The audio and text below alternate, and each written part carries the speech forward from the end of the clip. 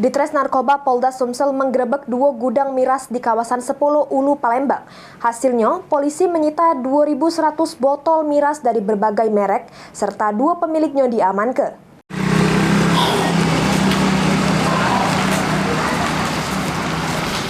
Penggerebekan ini dilakukan oleh Ditres Narkoba Polda Sumsel, juru rangka Pekat Musi 2024. Diduga gudang tempat penyimpanan miras yang tidak berizin di Jalan Tembok Baru sama Jalan Fatmajaya 10 Ulu, Palembang.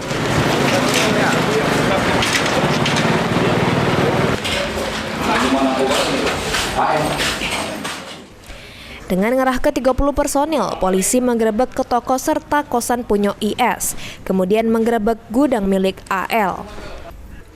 Dari penggerebekan di 2 TKP tersebut, polisi menemukan sebanyak 20 tumpukan kardus yang berisi 2.100 botol miras dari berbagai merek. Wadires Narkoba Polda Sumsel nyebutkan, miras diindikasi jadi biang penyebab terjadinya aksi tawuran, sehingga pihaknya melakukan operasi guna ngenjuk rasa aman sama nyaman ke masyarakat pas di bulan puasa. Ada lagi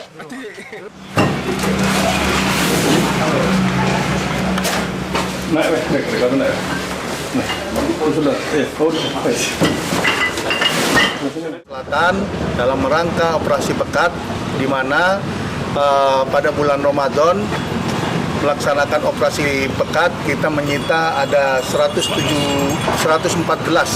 dus minuman keras, ya, gunanya untuk menghindari yaitu tawuran didasarkan oleh mabuk-mabukan dan menunjukkan keberadaan kita di tengah-tengah masyarakat bahwa kita mengamankan masyarakat di Sumatera Selatan dalam melaksanakan ibadah puasa, biar puasa ini melaksanakan dengan hikmah dan tidak ada gangguan apapun.